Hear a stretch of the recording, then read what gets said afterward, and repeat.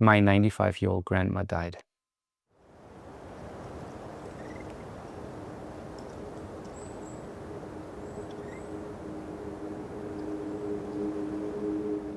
I thought a while about making a video like that. I wrote it and I even was like still unsure about, should I make something like that? What would be the purpose? And what can that be? And at the end, I thought I kind of wanted to give more of what my grandma used to give to the world, which is just being kind, being there for each other, and spread that message more, because she did that every day with all of her heart. A couple of years ago, I made a video about her life growing up, struggles, and I'm so glad I did, because first of all, I got something still to look back and remember her, not only by pictures and memories, but actual having video of her talking and just being herself. And that's also something that at some point I will show to my kids, to her great-grandchildren, and they can still kind of remember her. She got to spread love and kindness, and she did that until her last day, and she got to, peacefully die in her sleep, surrounded by her close family, and she really, really, really deserved that.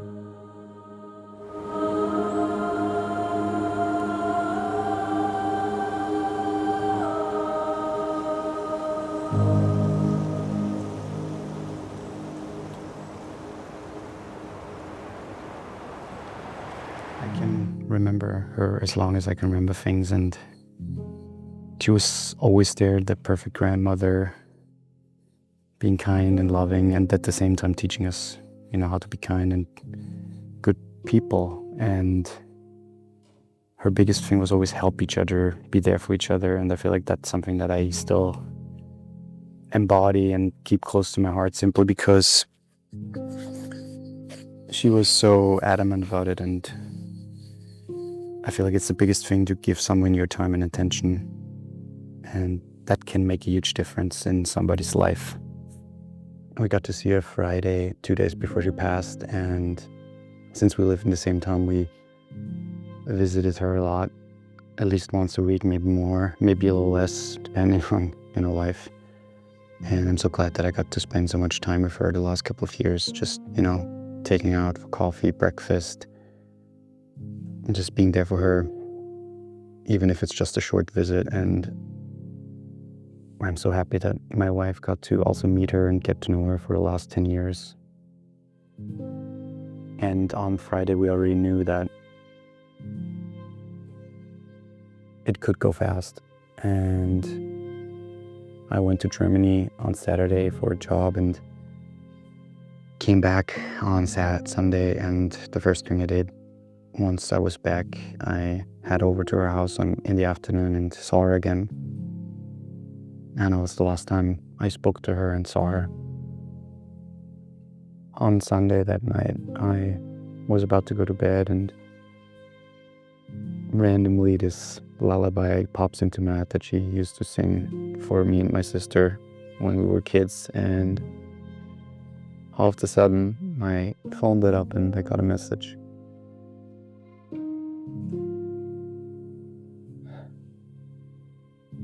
She was dead.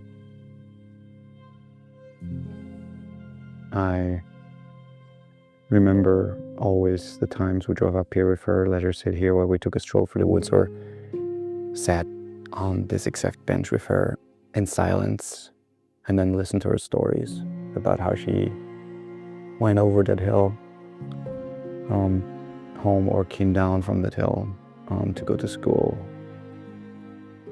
sometimes hiding in the woods because of air raids and air raid alarms.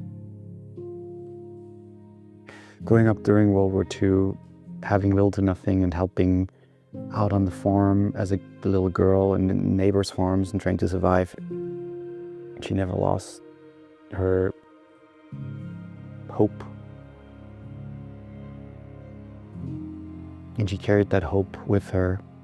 She always found strength in God, and her belief system was always surrounded by God.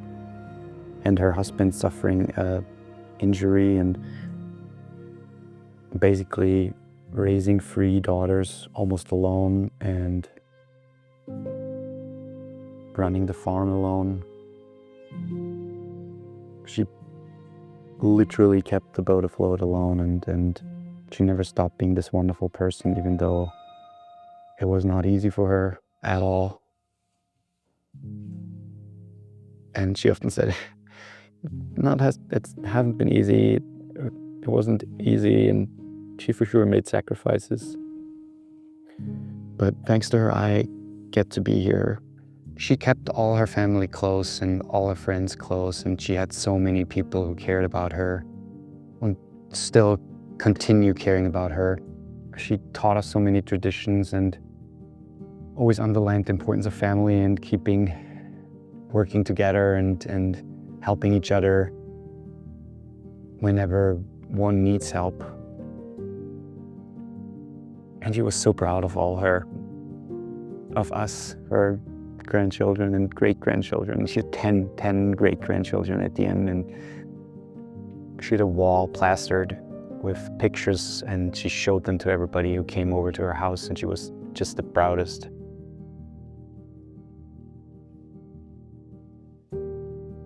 And I spent so much time in the last 10 years with her, just visiting her, walking, picking her up at church, driving her places, getting breakfast, coffee, just spending time with her.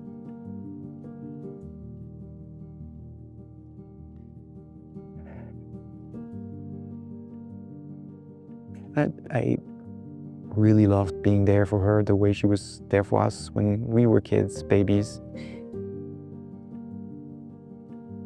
And every time we went out with her, she showed people my hand. She took my hand and raised it and said, like, look at his hand, look at his hand.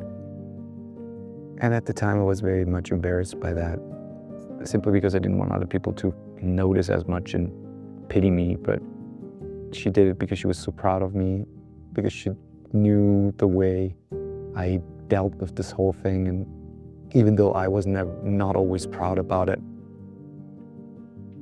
she was so happy and proud of the person I became. It's one of my favorite memories.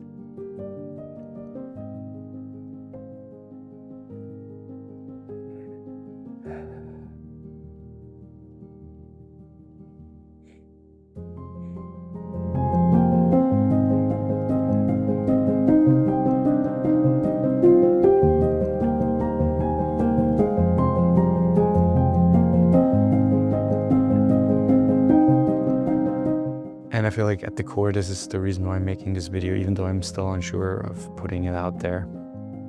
Like shooting it outside with people walking past was incredibly difficult because showing emotions is already kinda, but then doing it outside, more vulnerable even. So yeah, but I feel like it needed to happen there because that was her space. And at the core, I feel like small acts of kindness, being empathetic towards people, trying to understand them makes a huge difference. I feel like in a world that, and I preached it a lot, you know, if you've watched videos in the past of myself, then you know me a little bit at this point, that the principles that my grandma used to live by are ingrained in my DNA as well. And I try to live as best as possible by following these. The one thing that I will never forget is the thing she said, Zusammenhelfen, which in English means help each other, work together. And that was the thing she preached. And I wanted to give that to you. Help each other, be there for each other, even if it's just friends, family, people you know. Sometimes the best thing you can do is just be there and, you know, help each other. thank you so much for watching. I love you, Oma. I always will.